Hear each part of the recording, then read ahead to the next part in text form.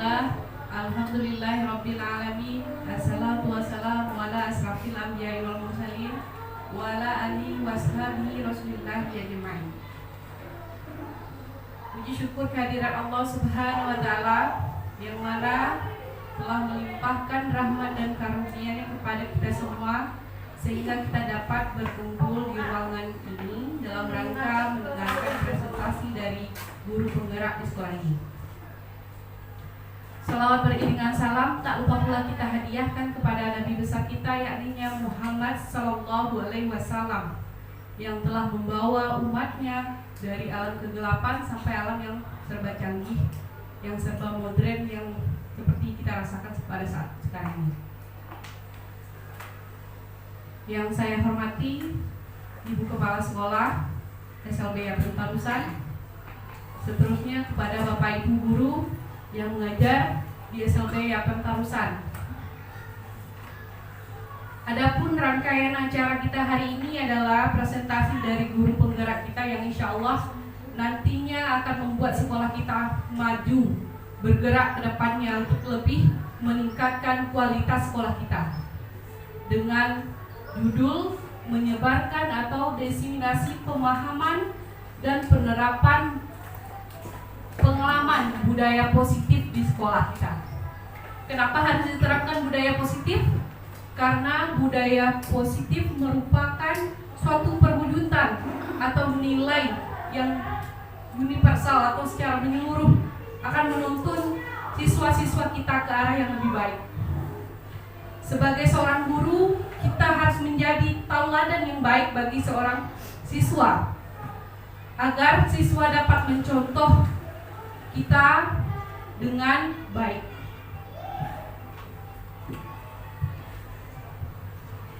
Menurut Ki Hajar Dewantara, guru adalah suatu pamong.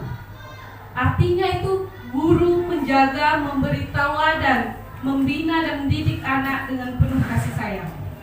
Tugas guru adalah menuntun segala kodrat yang ada pada anak agar mereka mencapai kebahagiaan dan keselamatan yang setinggi-tingginya, baik sebagai manusia maupun sebagai anggota masyarakat berdasarkan pada kodrat alam dan kodrat zamannya. Jadi kita sebagai seorang guru menjadi contoh atau tauladan bagi siswanya. Baik buruknya kita itu akan mempengaruhi siswa kita.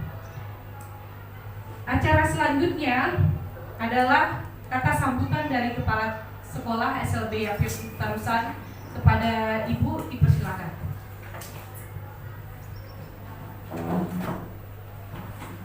Bismillahirrahmanirrahim. Terima kasih untuk moderator yang sudah memberikan waktunya kepada kita. Assalamualaikum warahmatullahi wabarakatuh.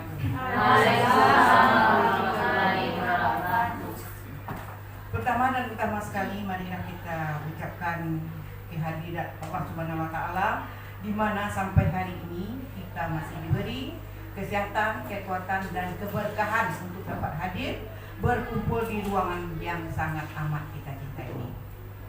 Dan tak lupa pula selawat beriringkan salam kita anjung tinggikan kepada Nabi besar kita, yaitu Nabi Muhammad Sallallahu Alaihi Wasallam yang telah membawa umatnya dari alam kegelapan menuju alam yang terang benderang yang juga sudah kita rasakan sampai saat ini.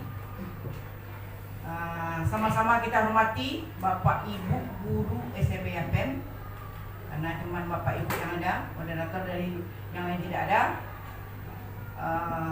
yang sudah bisa meluangkan waktunya untuk berkumpul bersama-sama di dalam ruangan ini. Adapun tujuan kita atau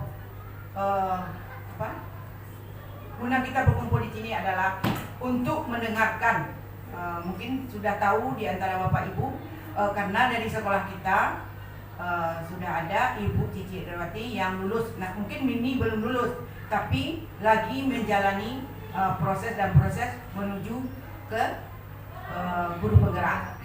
Artinya bukan tidak mungkin ya, nanti ada pula nih Bapak Ibu nanti kita dari SLB, nggak mungkin kita ini bergerak. Buktinya apa sekarang? Walaupun kita dari SLB atau dari mana, yang penting di sini kemauan dan semangat kerja kita. Ya Bapak Ibu. Nah, untuk selanjutnya nanti Ibu Cici akan menyampaikan presentasinya atau pematerinya ke depan. Nanti ibu semua Bapak Ibu akan mendengarkannya. Terus nanti kepala sekolah di sini berharap sangat banyak karena sudah adanya penunjuk jalan, artinya di sini Ibu Cici Adrawati. Kita berharap supaya ada lagi guru-guru senior yang akan mengikuti jejak Ibu Cici sebagai guru penggerak di sekolah SLB APM ini. Ya Bu Cici? Walaupun nanti mungkin dengan proses yang panjang dikaliku tugasnya, itu nanti bisa bertanya kepada Bu Cici karena sudah ada penunjuk jalan artinya ya.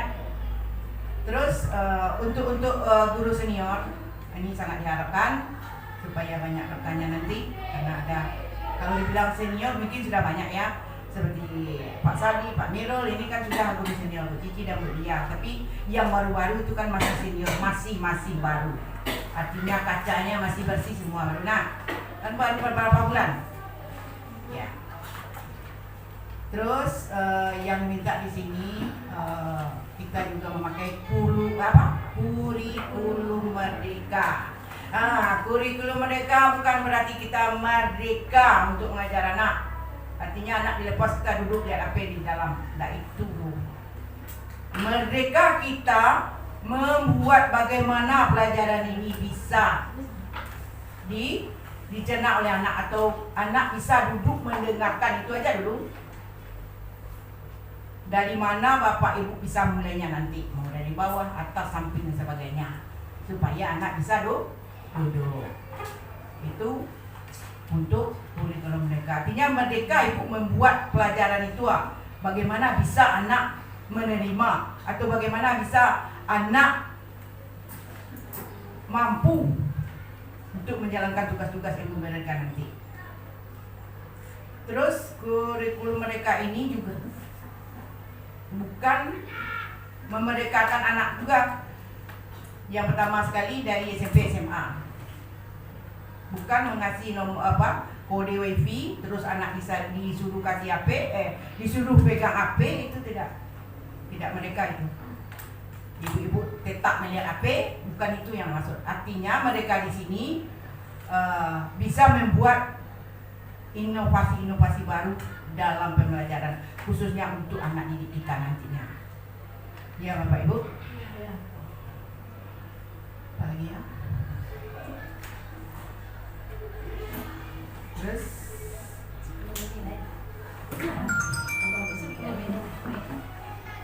yang pertama sekali membuat mereka, terus guru dengan adanya guru penggerak di sini, kita berharap banyak bisa membawa perubahan, walaupun tidak sebesar-besarnya, tapi dari yang sekecil-kecilnya bisa membawa perubahan. Artinya kita lulus guru penggerak ini ada plus minusnya. Lulus guru penggerak berarti lebih daripada kita yang tidak guru penggerak. Jadi nanti Ibu Cici bisa merubah auranya, kemajuannya, tingkat pendidikannya nanti. Bagaimana supaya anak ini bisa menerima, bukan anak-anak saja, termasuk ibu bapak guru yang mengajar di sini. Ya Bu? Ya. Hanya itu yang bisa kita sampaikan. Semoga Ibu Cici nantinya lulus. Kan sekarang baru proses kan? Ya, bisa lulus nanti mendapat sertifikat. Artinya guru penggerak ini atau CGP ini Bapak Ibu bisa, kalau seandainya lulus nanti bisa jadi pengawas atau kepala sekolah. Ya Bapak Ibu. Nah itu apanya tantangannya nanti. Terus sekarang sudah boleh dikatakan sudah separuh untuk CPNS. Makanya beramai-ramailah, bersemangatlah untuk jadi guru penggerak yang akan mengikuti Ibu Cici nantinya. Ya sudah, hanya ini yang bisa kita sampaikan untuk guru penggerak atau CGP semoga siap, semangat untuk membentuk atau memajukan sekolah ke depannya nanti. Hanya itu, wabillahi taufiq wal hidayah. Wassalamualaikum warahmatullahi wabarakatuh.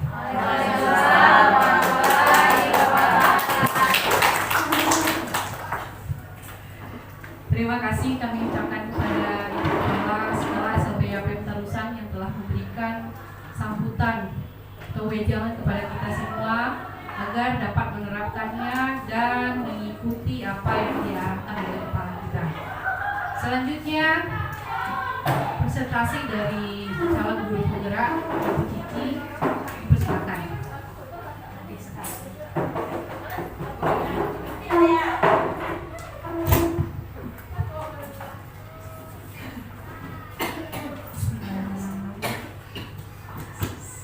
Assalamualaikum warahmatullahi wabarakatuh.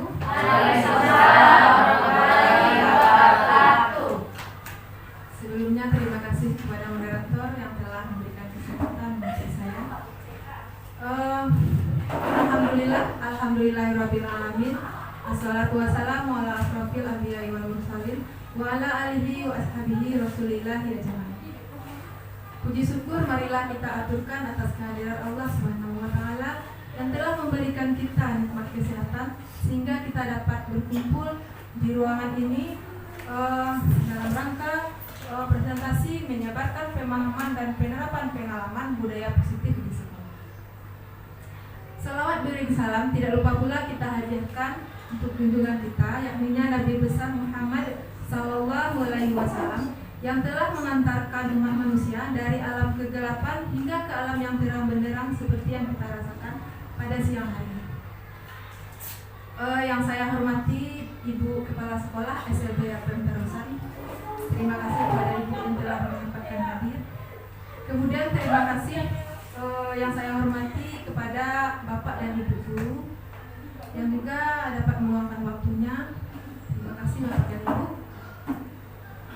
Kemudian Bapak dan Ibu, sebelum kita memulai kegiatan pada siang hari ini, marilah kita buka kegiatan kita ini dengan membaca Al-Quran, yaitu Al-Fatihah. Bismillahirrahmanirrahim. Alhamdulillahirrahmanirrahim. Maliki yaumiddin. Iyyaka na'budu wa iyyaka nasta'in. Ihdinas siratal mustaqim. Siratal ladzina an'amta 'alaihim ghairil maghdubi 'alaihim waladdallin. Baiklah Bapak dan Ibu, kita mulai saja presentasi pada siang hari ini, yaitu diseminasi pemahaman dan penerapan pengalaman budaya positif. Bapak dan Ibu guru hebat, sebelumnya saya ingin bertanya dulu, menurut Bapak dan Ibu kira-kira apa sih budaya positif itu?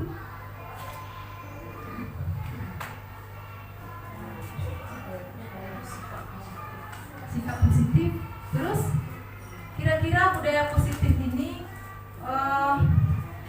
apa yang perlu kita terapkan di sekolah ini? Seperti contohnya bagaimana sopan santun, terus gotong royong, apalagi Bapak dan Ibu?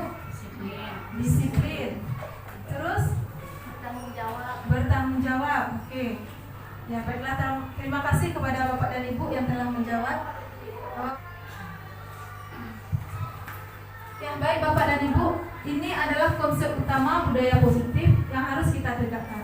Yang pertama ada perubahan paradigma belajar, yang kedua disiplin positif, yang keempat kebutuhan dasar manusia, yang kelima motivasi perilaku manusia, yang keenam posisi kontrol restitusi, yang selanjutnya keyakinan kelas, kemudian segitiga restitusi.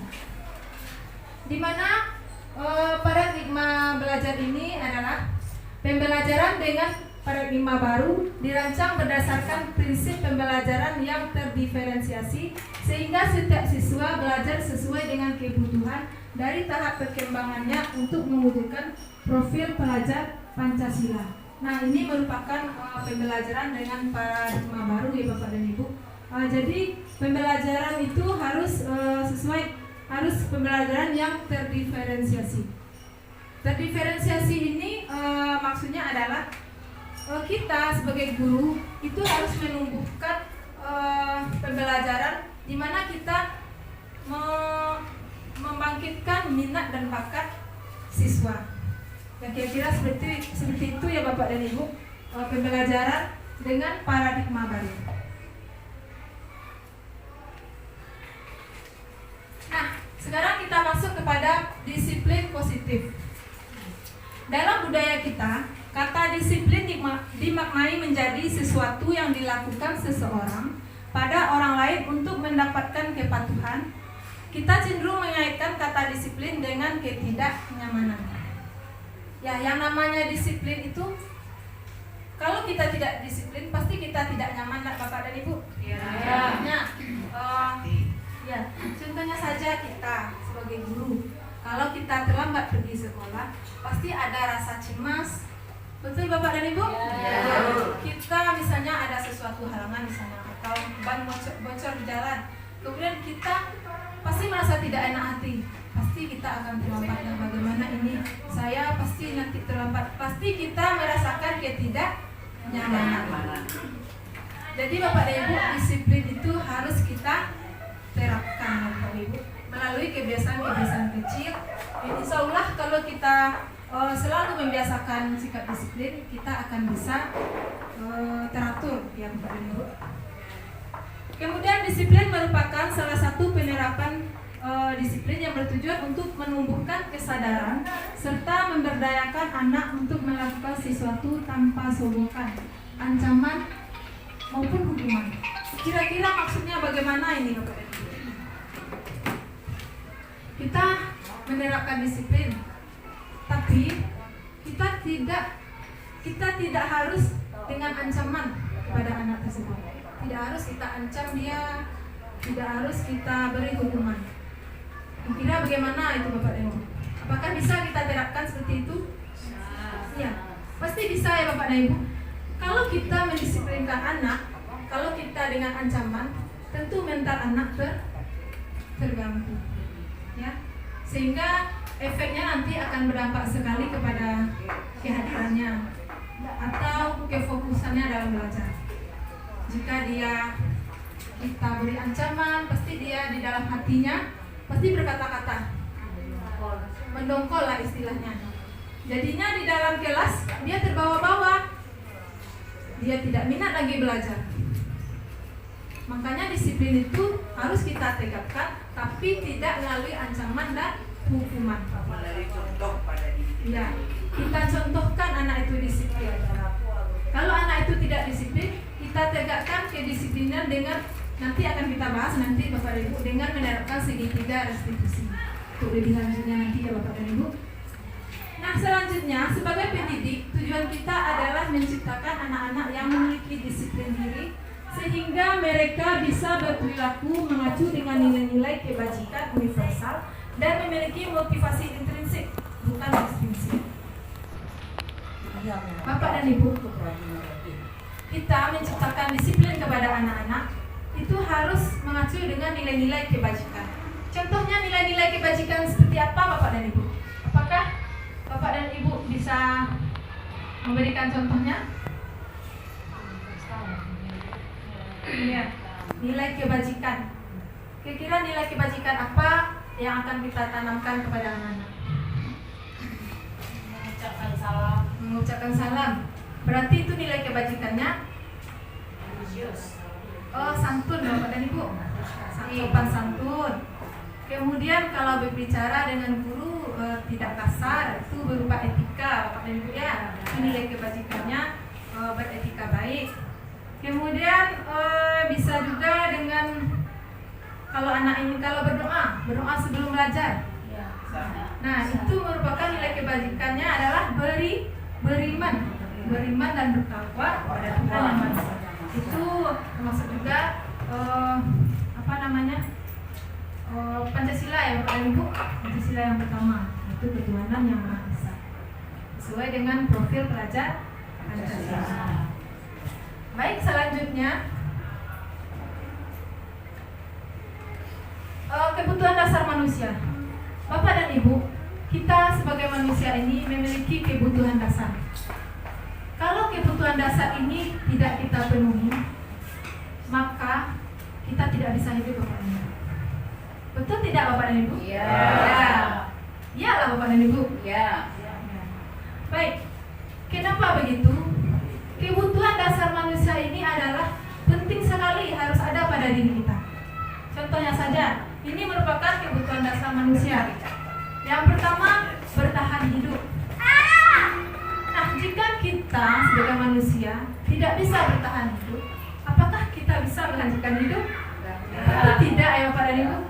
Kita sebagai manusia perlu makan, perlu minum, perlu pakaian, ya, perlu tempat tinggal.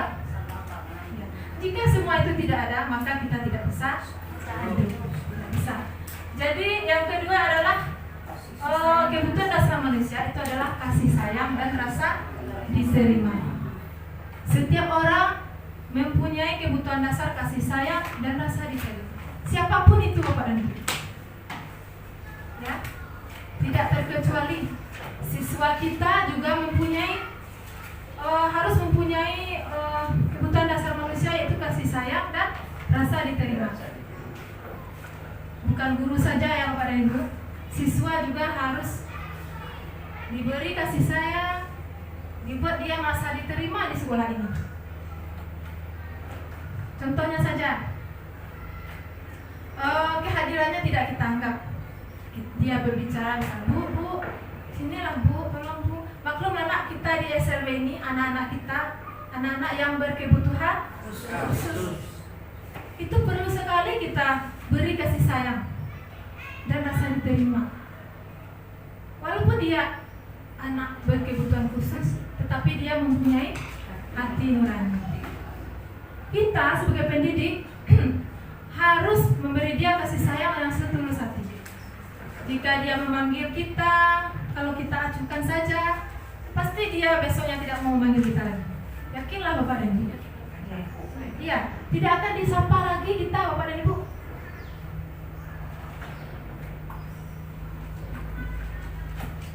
Kalau anak tersebut kita beri kasih sayang, dukungan, dia dekat dengan kita, dicari-carinya kita. Makanya Bapak dan Ibu, kita sebagai pendidik harus mempunyai jiwa kasih sayang terhadap anak, membuat anak itu merasa diterima. Karena adalah itu kebutuhan dasar siswa, bukan kita saja ya Bapak dan Ibu. Siswa juga begitu. 5 dasar manusia ini ada pada siswa kita juga. Nah, selanjutnya yaitu penguasaan. Kebutuhan dasar manusia itu penguasaan, merasa berkuasa. Ya, gitu. Misalnya kita melakukan suatu capaian, ya. Jadi capaian kita ini atau keberhasilan ini kita beritahukan kepada teman-teman kita. Kita merasa punya kuasa karena kita telah berhasil mencapai sesuatu, mencapai suatu tujuan. Jadi rasa penguasaan itu perlu juga ada pada diri manusia. Ya Bapak dan Ibu. Kemudian rasa kebebasan. Nah, rasa kebebasan ini dikembalikan lagi kepada Bapak Ibu. Kira-kira bagaimana ya rasa kebebasan ini? Bebas dia memilih pelajaran yang dia sukai. Ya. Terus mengeluarkan pendapat. Terus berekspresi. Ya, bagus sekali, tepuk tangan untuk kita semua Bapak dan Ibu. Kita sampai tapi pasti Bapak dan Ibu. Ya, jangan terlalu tegang-tegang sekarang. Ya, santai saja. Kebebasan. Baik siswa ataupun guru itu memiliki kebutuhan dasarnya. Kalau sebagai guru itu kita bebas. Bebas maksudnya tidak bebas tidak mengajar gitu ya. Kita bebas menentukan pembelajaran apa yang akan kita kasih kepada peserta didik, tapi harus mengacu pada kurikulum yang ada. Siswa juga begitu. Siswa bebas memilih cara belajarnya bagaimana, tapi tetap memperhatikan minat dan bakat yang ada pada dirinya. Nah, kita sebagai guru itulah fungsinya, menuntun anak tersebut menemukan minat dan bakatnya untuk dikembangkan. Ya Bapak dan Ibu, siswa kita adalah siswa berkebutuhan khusus. Tentu kalau tidak kita arahkan, dia tidak akan tahu ya Bapak dan Ibu. Kita sebagai pendidik harus jeli melihat minat yang ada pada diri siswa kita. Misalkannya saja, di sini ada siswa kita yang hobi menggambar. Terus apa lagi Bapak dan Ibu? Menyanyi. Kemudian olahraga. Ya, membuat ukiran kayu. Atau ada juga siswa kita yang hobi bercerita. Itu bisa juga kita salurkan. Beko lah tunggu siap. Minat dan bakatnya. Bisa dalam apa namanya? Berpuisi atau membuat komik. Ya, bisa kita salurkan ke sana. Ya, melukis. Jadi, kita sebagai guru harus bisa menumbuhkan minat dan bakat anak tersebut. Jadi anak itu bebas menentukan cara belajarnya. Tinggal kita lagi. Kita sebagai guru mengarahkan, menuntun, seperti yang telah disampaikan oleh Bu Yulia tadi, yaitu pendidikan menurut Ki Hajar Dewantara itu adalah kita sebagai pendidik itu hanya menuntun sifatnya, hanya sebagai manajer. Menumbuh kembangkan anak itu sesuai minat dan bakatnya, sesuai dengan kodrat alam dan kodrat zaman. Di mana kodrat alam tersebut adalah kodrat yang potensi yang sudah ada pada diri anak tersebut sejak dia lahir. Dia lahir itu sudah ada Bapak Ibu potensinya. Kemudian menurut Ki Hajar Dewantara, pendidik ini ibaratnya sebagai petani. Kenapa sebagai petani? Petani tahu kan Bapak dan Ibu? Ya. Jawablah Bapak dan Ibu. Ya. Tahu. Saya petani. Iya. Kenapa tegang sekali? Nah, nampaknya butuh SBK ya Bapak dan Ibu. Ya kali Pak. Ya, nanti kita adakan SBK. Nanti. Pendidikan menurut Ki Hajar Dewantara yaitu guru ini diibaratkan sebagai petani, Pak Tani. Pak Tani yang menanam padi tidak mungkin tumbuhnya jagung. Itu tidak pada dia. Ya. Kalau ditanam padi tumbuh jagung itu luar biasa ya. Biasa. Jarang dijumpai. Luar biasa. Langka sekali. Mau kita cocok tanam. Iya. Padi, benih padi yang seorang petani yang mendapatkan 2 benih padi misalnya. Benih padi ini yang pertamanya unggul. Kemudian ada yang tidak unggul. Yang benih padi yang unggul ditanam oleh petani yang tidak memiliki kemampuan atau tidak memiliki pengalaman dalam bertanam padi. Modalnya juga kurang. Modal juga kurang ya. Pupuknya Apa yang terjadi dengan padi yang tidak unggul ini Bapak dan Ibu? tidak menjadi. Tidak tumbuh dia Bu. Tidak berkembang. Tidak akan berkembang, tidak akan tumbuh terus, Tidak akan panen. tidak akan panen. Betul sekali. Hasilnya tidak bagus. Hasil tidak bagus. Gagal Ya. tidak memuaskan. Ya betul Bapak dan Ibu. Sama dengan kita. Sama dengan kita sebagai pendidik. Kita sebagai pendidik dihadapkan dengan siswa kita yang berpotensi lemah, atau berpotensi unggul. Ya, tadi kan benih unggul dan anak kita juga unggul. Kemudian kalau kita tidak pandai menuntunnya, tidak bisa kita mengarahkannya. Tidak akan. Percayalah Bapak dan Ibu, dia tidak akan sukses. Dia akan gagal di dalam belajar. Tapi jika kita bertemu siswa yang tidak unggul, tapi kita yang unggul, kita bisa menggali potensinya, menumbuh kembangkan bakatnya, insya Allah Bapak dan Ibu, dia akan sukses. Begitu juga dengan petani tadi. Kalau petani mendapatkan benih yang tidak unggul, tapi dia hebat petani itu. Pengalaman di dalam bertani, kalau waktu dipupuk, Siang. ya di siang siangannya gitu ya Bapak Ibu. Kemudian pupuknya, obatnya apa kalau dia mempunyai hama ya, itu disemprot. Ya. Insya Allah benih yang tidak unggul tadi bisa bagus hasilnya. Kasih pupuk. Ya karena dikasih pupuk, diperhatikan, disayangi. Begitu juga dengan kita Bapak dan Ibu. Ya, kita sayangi anak kita. Kita gali potensinya. Kita tuntun dia ke arah yang lebih baik. Insya Allah dia akan berhasil. Katanya Bu Cici, Hah? kebebasan nak, kebebasan manusia, kebebasan. Ya. Artinya untuk anak ya Bu Cici. Jadi untuk anak. Kebutuhan dasar manusia ini bukan untuk anak saja. Jadi Ini pesan. guru juga anak. Enggak. Ya saudara yang ngomong Iya. Nah, jadi misalnya kebebasan kan kita kalau ngajar anak kalau di SLB kan beda setiap anak. Iya, Umurnya beda, kemampuan beda, kelakuan beda. Iya. Setelah itu kita memberi pelajaran kita kurikulum merdeka. Iya. Yang satu hobinya mau ngapal, Hmm. yang satu lagi mau belajar. Iya. Belajar pun nggak mau ditenangkan, tapi maunya ditulis. Iya. Jadi sekarang kita maunya cara penguasaan anak ini tadi kan sesuai dengan kemauan anak. Kita bakat dan minat anak. Iya. Jadi kita tidak perlu pakai kurikulum berarti kalau sesuai dengan bakat minat anak aja gitu.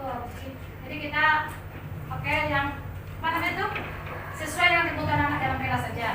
Jadi kita tidak perlu pakai elemen kurikulum ya kita atau penyampaian itu karena tidak mau mengikuti karena tidak sesuai dengan dia gitu. Atau kita juga memakai elemen yang perlu kita ajar di dalam lokal. Ya, perlu juga kita menerapkan kurikulum merdeka ini. Tapi cara penyampaiannya lagi, ya, cara kita memberikannya. Misalkan kita ingin memberikan materi bahasa Indonesia tentang teks sederhana misalnya. Kita lihat anak didik kita. Apakah anak didik kita ini dia sudah lancar membaca atau dia baru mengeja? Ya Bapak dan Ibu. Kalau kita paksakan yang baru mengeja ini dengan membaca teks sederhana, maka bisa. Nah, tentu kita anak yang tidak pandai membaca ini, kita tuntun dia dulu sehingga dia pandai membaca. Nah, begitu maksudnya. Kita sesuaikan. Ya, disesuaikan sesuai potensi yang ada. Potensinya dia belum bisa membaca. Kita paksakan juga dia membaca teks sederhana. Tentu tidak. Kira-kira seperti itulah Bapak dan Ibu. Tapi kita tidak lepas dari kurikulum kita. Tidak terlepas dari kurikulum. Maksudnya kebebasan minat dan anak ini kita tidak membiarkan dia semaunya dia apa yang dia lakukan di kelas tidak. Tetap juga kita arahkan, kita gali dia. Dalam pengawasan Ya, tetap dalam pengawasan. Bebas dalam arti kata. Ya, begitu. terikat Jadi bebasnya dalam arti ada batas-batasan kebebasan di dalam Iya. murid mengajar belajar dengan guru. Berarti guru tetap harus mempunyai tujuan pembelajaran apa gitu. Iya. Cuma disesuaikan aja dengan murid misalnya bahasa Indonesia kalau maunya menulis, tulis atau itu yang bikin kita Bu. Soalnya dalam menulis dia maunya melukis, menggambar. Kita nggak mau itu Bu. Ya, kan bisa juga nanti kalau giliran menulis dia suka melukis. Kan bisa lukisannya kita arahkan. Misalnya tulisan ini, lukislah tulisan ini. Ya hobi kita salurkan. Apa yang ingin kita menulis apa misalnya? Lukislah tulisan ini. Begitu. Kira-kira seperti itu gambarannya Bapak dan Ibu. Lanjut? Lanjut. Tetap semangat. Kita speaking dulu Bapak dan Ibu. Kita speaking dulu ya Bapak dan Ibu. Iya. Untuk melatih kefokusan kita. Nampaknya ini semakin panas. membari Nah, membari kita mulai. Oke, makan ya Bu. Ya. sebuah tangan. Oke, kita fokus lagi. Speaking dulu. Cluenya adalah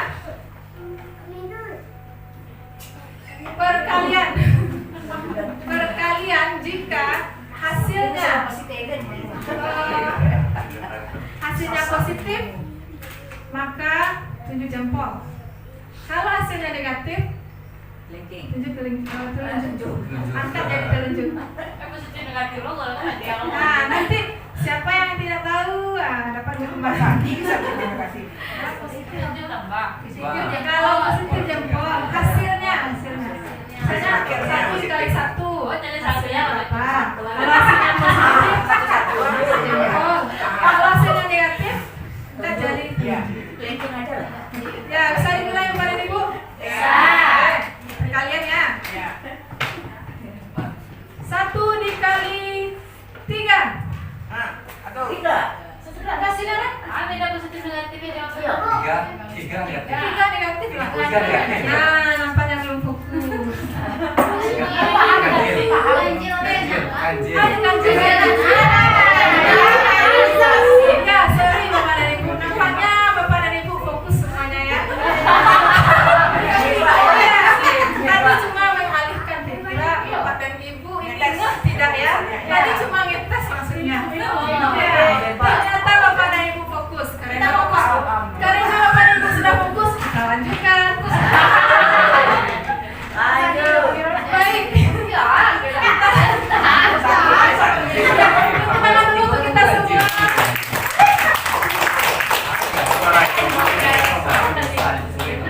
Ya baik, kebutuhan dasar manusia yang terakhir adalah kesenangan. Nah, kesenangan ini sangat kita butuhkan sekali.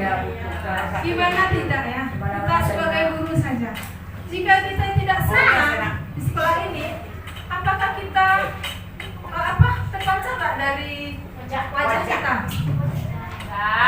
Kalau dari rumah kita sudah buat masalah di sekolah, pasti berkerut ataupun sampai di sekolah ada saja hal yang tidak kita senangi. Pasti mendongkol dalam hati, tidak ikhlas lagi mengajarnya, imbasnya nanti ke peserta didik. Peserta didik tidak salah nih, ada masalah dari diri kita, tapi imbasnya ke peserta didik. Karena rekan kerja Ya, makanya sangat penting sekali kebutuhan dasar kesenangan ini ada pada diri manusia. Ya, Bapak dan Ibu, jadi kebutuhan dasar manusia yang kelima ini harus ada pada diri manusia. Tidak bisa terlepas kita dari 5 kebutuhan manusia ini. Kita lanjut Bapak dan Ibu. Nah, di sini ada motivasi perilaku manusia.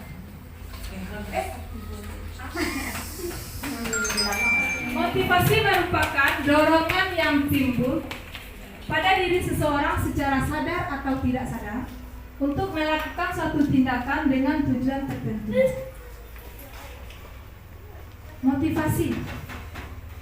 Motivasi perlu sekali ada pada diri kita. Apa yang membuat kita termotivasi untuk mengajar? Kira-kira apa yang membuat kita termotivasi untuk menjadi pendidik? Bapak dan Ibu? Pertamanya mengajar Mengejar SK, mengejar NIP, lulus ya. Ya, betul sekali. Mengembangkan karir, mengembangkan hobi, ya, untuk menghasilkan nominal. ya, untuk kebutuhan hidup. Terus apa lagi? Mendidik peserta didik. Mendidik peserta didik, bagus. Terus tersentuh hati untuk mendidik anak. Ya, apalagi kita di SMP ini yang kita ajarkan adalah anak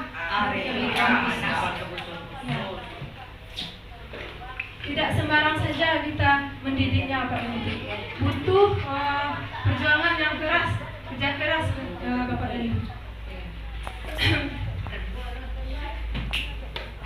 Jadi apa bentuk motivasi perilaku manusia? Yaitu menghindari ketidaknyamanan dan hukuman. Ini berarti kita merujuknya ke siswa kita. Menghindari ketidaknyamanan dan hukuman. Murid melakukan disiplin diri karena ia takut dihukum. Ini merupakan motivasi ekstrinsik. Ya Bapak dan Ibu. Hukuman. Apakah zaman sekarang ini hukuman harus kita terapkan? Tidak. Sekarang adalah kurikulum merdeka. Kita harus berpihak kepada murid.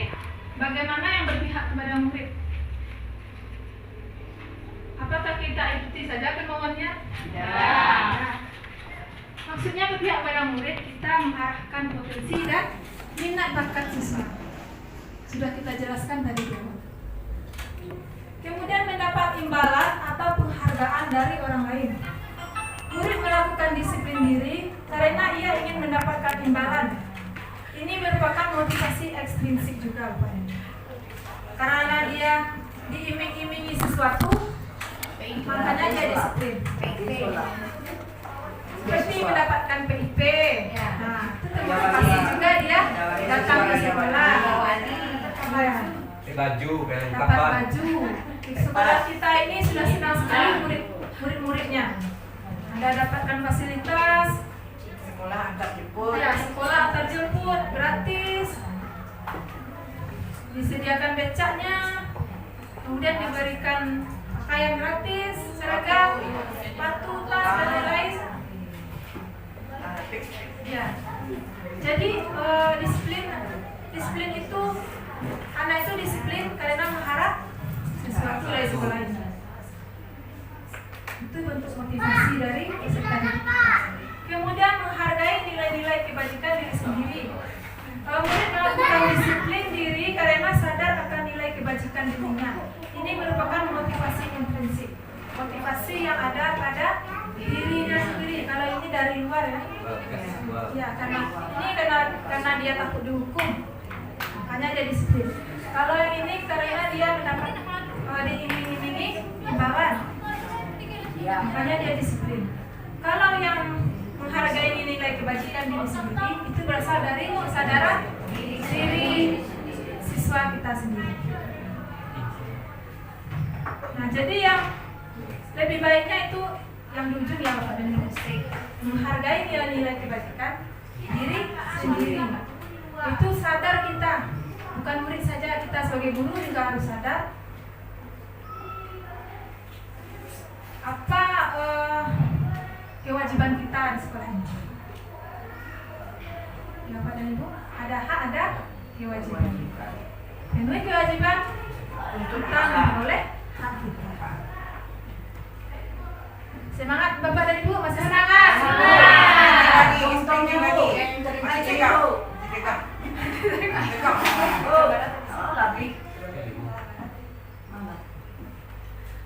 Lanjut Bapak dan Ibu, kita ke konsep disiplin dengan identitas gagap. Nah, apa maksudnya? Mari kita simak dulu. Ini ada hukuman menyakitkan, tidak nyaman, murid takut, memaksa, murid menyembunyikan kesalahan, kemudian murid menjadi rendah diri. Karena hukuman ini, murid menjadi tersakiti, tidak nyaman, murid takut.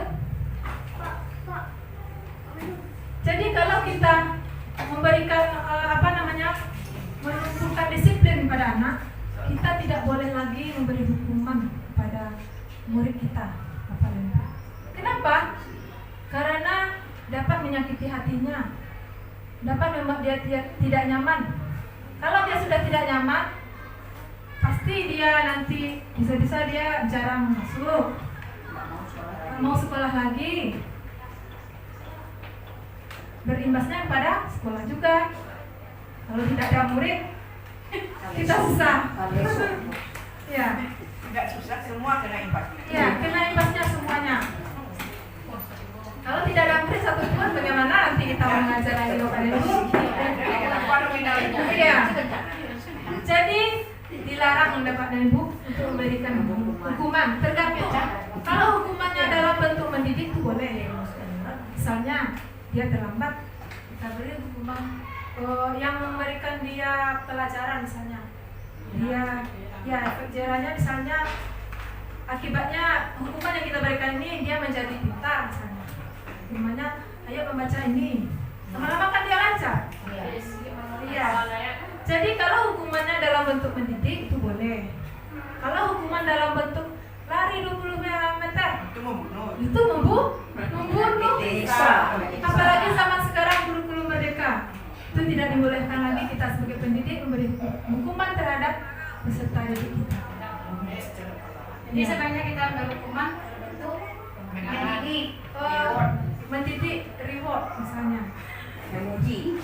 Saya disuruh lagi ya. Atau suara dikencangkan kepada kucing. Ilegal Nah, nanti kita bahas di ketiga restitusi. Adik gue nak. Ya, Karena kita cerita emang pakai nakal. ya. Kita harus membentuk keyakinan kelas ya. Nanti akan kita bahas kali ini. Baik. Saya dengan suara menggeledah. Sekarang kita masih semangat kepada Ibu? Kita lanjut. Terus sedikit. Masalahnya sudah. Oh ya, kalau jawabannya genap positif, maka angkat jempol. Genap. Apa yang dipegang itu yang dipegang tuh coba. Apa itu? Coba Pegang tangan, pegang kaki. Oke, kita nyanyi. Coba Ibu. Kalau itu tuh Kalau lanjut lagi kayaknya. lakukan apa yang Bicarakan. disuruh. Bicara. Jangan lakukan apa yang saya pegang. Ya. Iya. Ya, apa yang saya ucapkan itu ya. Disuruh. Oke, mulai. Tangan di kepala, tangan di hidung. Yang dia. Masih belum fokus. Kita ulangi. Ibu yang enggak. Coba. Tangan di kepala, tangan di hidung.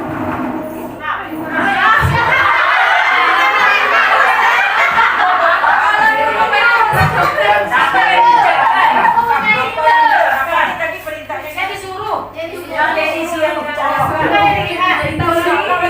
Ya, tangan di kepala, tangan di hidung, tangan di dagu, tangan di tangan. Oke, nampaknya sudah fokus semuanya. Tepuk tangan untuk kita semua. Baik, kita lanjut ke disiplin dengan identitas gagal, yaitu penghargaan. Penghargaan juga dalam bentuk identitas gagal bisa membuat anak tidak efektif, merusak hubungan, sifat iri sesama, kemudian mematikan kreativitas, kemudian menghukum dengan sistem ranking, kemudian merampas hak menghargai dirinya. Makanya zaman sekarang ini ada kita lihat rapor anak SD itu rasanya tidak ada lagi yang juara-juara. Betul? Iya, tidak dituliskan. Itu salah bentuk juga. Itu bentuk penghargaan yang gagal kalau kita menuliskan rankingnya. Ada rasa iri terhadap teman-temannya gitu. Oh, yang juara 1. Bisa dia mematikan kreativitasnya sehingga dia tidak terpacu. Itu saya juara. Malah kok belajar. Pasti ya, kita sendiri juga pasti pernah mengalaminya. Ya, di waktu zaman sekolah pasti kita juga mengalaminya. Itu saja yang juara. Oh, anak itu, anak guru, anak itu, anak pejabat. Sehingga kita yang yang mempunyai potensi mati jasa kreativitas kita, tidak bisa tumbuh lagi. Karena penghargaan ini. Lanjut Bapak dan Ibu. Nah, ini adalah konsep disiplin dengan identitas sukses. Nah, ini konsekuensinya. Pertama, penguatan jangka pendek, perlu monitoring berkelanjutan, stimulus respon, kemudian murid menghormati peraturan, kemudian kehilangan waktu untuk merenungi kesalahan.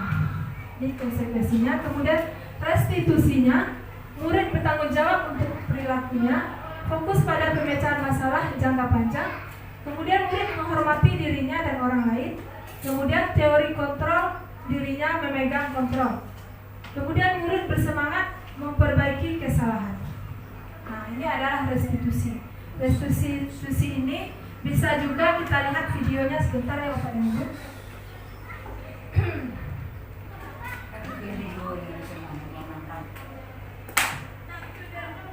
Mari kita simak dulu video singkat ini. Ini adalah segitiga restitusi yang sudah saya terapkan beberapa hari yang lalu. Mudah-mudahan video ini bisa membuat Bapak Ibu paham bagaimana penerapan segitiga restitusi di kelas kita. Bukan segitiga biru ya? Bukan. Itu tadi itu. Ada juga ada segitiga seperti ini.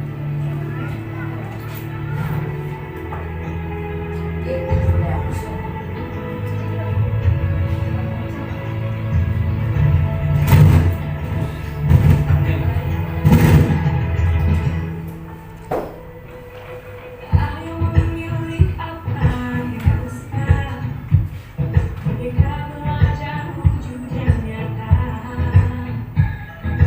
raih mimpimu juga cita-cita, generasi emas Indonesia, belajar Pancasila, tanamkan di dalam dada.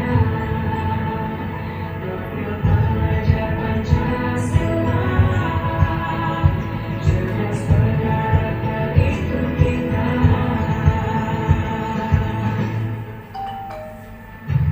Beriman dan bertakwa pada Tuhan Yang Maha Esa. Beramal mulia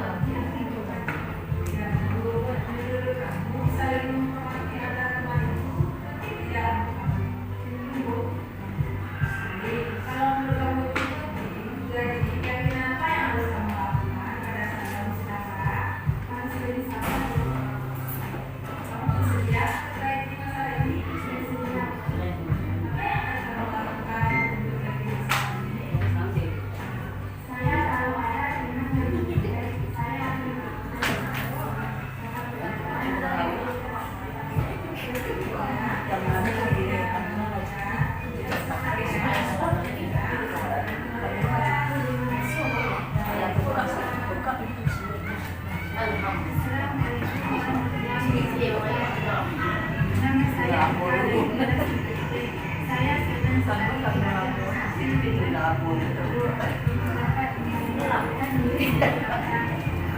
Berpikir kreatif, sempurnalah fikir. Perbedaan bukan suatu halangan untuk kita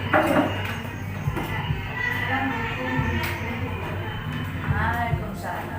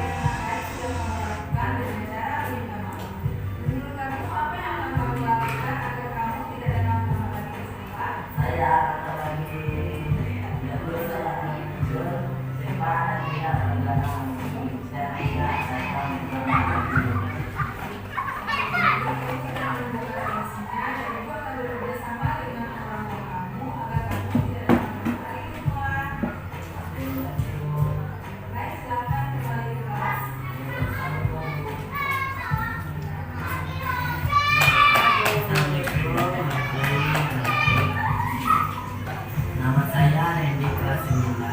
Saya terima kasih Bu. Saya suka sekali diajak diskusi dengan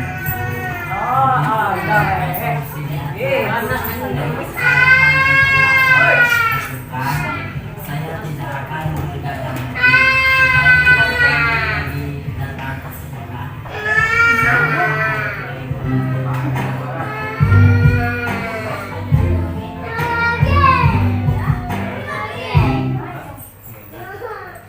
Baik Bapak dan Ibu, bagaimana perasaannya Bapak dan Ibu setelah melihat video tadi? Menyenangkan. Iya. Alhamdulillah. Baik, kira-kira apa yang dapat kita tangkap dari video kasus pertama tadi dulu Bapak dan Ibu? Banyak sekali. Kasus yang pertama adalah Tika tidak terima pekerjaannya dicontek. Dia bertengkar dengan temannya. Dia emosi sampai dia melabrak temannya. Nah, kita sebagai guru itu harus menerapkan keyakinan jelas terhadap kasus tadi, yaitu dengan cara segitiga restitusi.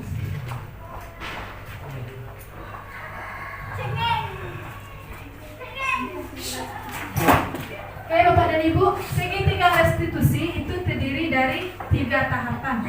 Yang pertama adalah menstabilkan identitas. Ini dia Bapak dan Ibu.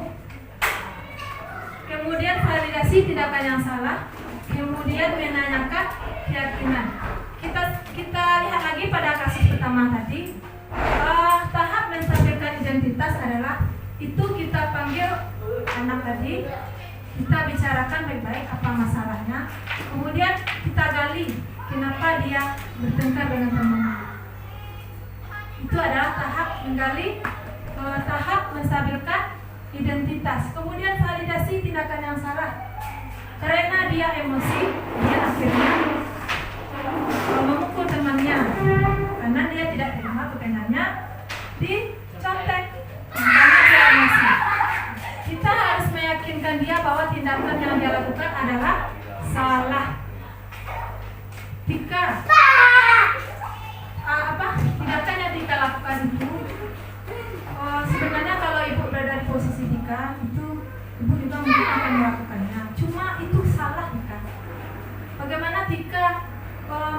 dirinya, kita tanyakan kepada dia, kita tanyakan keyakinan dirinya.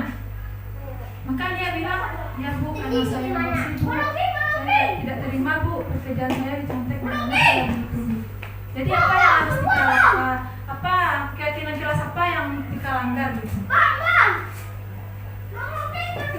Tidak menghormati teman Bu, maka dia jawab seperti itu tadi kan? Nah, akhirnya dia memperbaiki kesalahannya. Dia akhirnya tahu bahwa itu salah. Karena kita yakinkan tadi. Kita ajak dia bicara. Nah, kira-kira begitulah gambarannya Bapak dan Ibu. Kita menerapkan segitiga restitusi pada anak didik kita. Jadi tidak dengan memberikan hukuman. Kalau ada anak bermasalah, kita panggil, kita ajak berbicara. Kita selesaikan dia dengan segitiga restitusi. Kita stabilkan identitasnya dulu. Kita validasi kesalahannya di mana. Kemudian kita arahkan dia. Kesalahannya dia betul, tidak harus dia melakukan itu. Berarti ini segitiga pengaman Bu. Ya, pengaman untuk kita pada itu. Namanya bukan pengaman tapi segitiga restitusi. Pengaman itu sih Ya. tidak dulu. Kita semua akan melakukan yang terbaik yang bisa kita lakukan.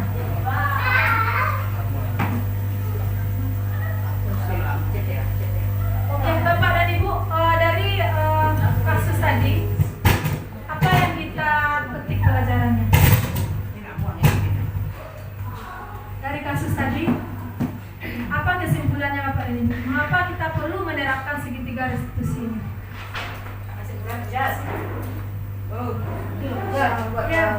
Memberikan pembelajaran yang ramah kepada anak, Bagus. Terus? dengan bakat dan kemampuannya. Nah, lalu apa lagi Bapak dan Ibu? Coba senior.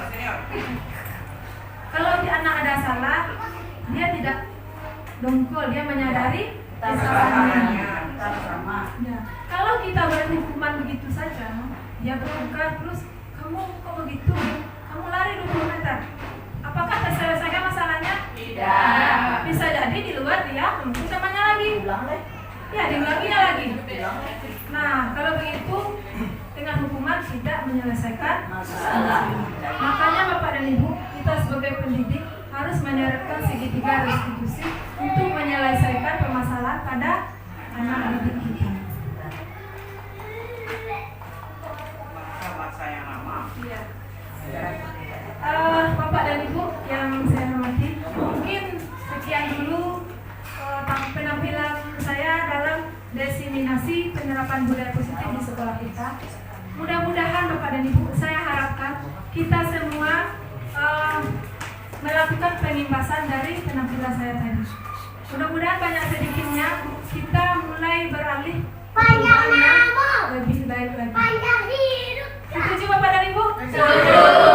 Kalau selama ini kita melakukan hukuman terhadap anak kalau anak bermasalah, sekarang kita coba terapkan segitiga restitusi untuk menyelesaikan permasalahan. Sekali lagi, setuju Bapak dan Ibu? Setuju. Bapak dan Ibu? Setuju. SLB luar biasa. Semangat, tepuk tangan untuk kita semua. Baik, mungkin sekian dari saya Bapak dan Ibu. Kalau ada saya salah kata, saya minta maaf ya Bapak dan Ibu. Walaupun manusia itu tidak luput dari kesalahan. Sudah saja dengan Assalamualaikum warahmatullahi wabarakatuh. Siapa ibu yang bapak ingin pakai baju merah kata ibu?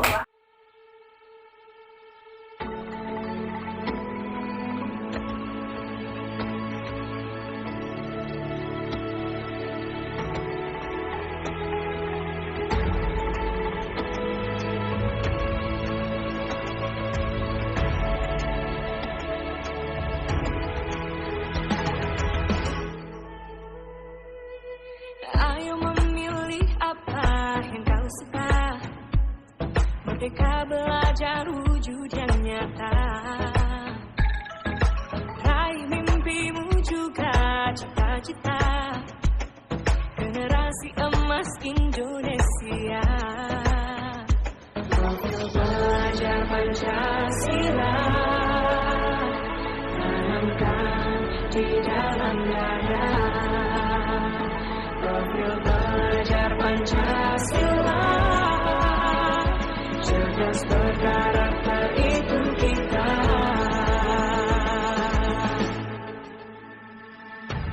Beriman dan bertakwa pada Tuhan yang Maha Esa,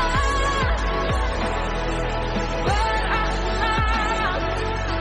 mulia akan binekaan global kita. Gotong royong berjiwa mandiri, berpikir kreatif. Waalaikumsalam, silakan duduk. Tika, tadi Ibu dengar laporan dari ketua kelas, katanya kamu habis bertengkar ya dengan Ayu. Iya Bu, habisnya kesal sih. Kenapa kesal? Ayu terus-menerus mencontek hasil pekerjaan saya. Bukan hanya PR, tugas juga dicontek. Oh begitu. Ya wajarlah kalau kamu marah dan kesal. Jika Ibu ada di posisi kamu, Ibu juga akan berbuat hal yang sama. Iya Bu. Lalu apa yang kamu lakukan terhadap Ayu? Saya marah-marah Bu. Saya maki-maki Ayu dan tanpa sadar saya mendobrak mejanya. Oh begitu. Pasti kamu berbuat seperti itu ada alasannya ya? Iyalah Bu, masa saya diam saja? Saya kan susah payah mengerjakan soal, tapi Ayu hanya mencontek, tidak mau berusaha sendiri. Ya wajarlah kalau kamu merasa marah karena tidak rela pekerjaanmu dicontek begitu saja oleh Ayu. Ibu sangat menghargai tindakan kamu yang tidak berbuat lebih buruk daripada itu. Misalnya memukul. Sekarang coba kita pikirkan, tindakan kamu marah sampai menabrak meja, apakah sesuai dengan keyakinan kelas kita? Tidak Bu. Menurut kamu keyakinan kelas apa yang sudah dilanggar? Saling menghormati antar teman. Ya betul. Menurut kamu saling menghormati antar teman itu penting tidak untuk kamu? Penting Bu. Baik, kalau menurut kamu itu penting, jadi keyakinan apa yang harus kamu lakukan pada saat kamu sedang marah? Harus lebih sabar Bu. Kamu bersedia memperbaiki masalah ini? Bersedia Bu. Apa yang akan kamu lakukan untuk memperbaiki masalah ini? Saya kalau ada teman yang mencontek, saya akan melaporkan kepada guru, mata pelajaran atau wali kelas saya Bu. Ya, tepat sekali tindakan kamu Tika. Tetap semangat ya. Sekarang silakan kembali ke kelas. Terima kasih Bu. Sama-sama. Assalamualaikum warahmatullahi wabarakatuh. Nama saya Tika dari kelas 9C. Saya senang sekali diajak diskusi dengan Ibu Guru untuk dapat mengendalikan diri dari amarah. Karena perilaku teman sekelas saya harus banyak bersabar dan dapat menghormati teman-teman saya. Assalamualaikum warahmatullahi wabarakatuh.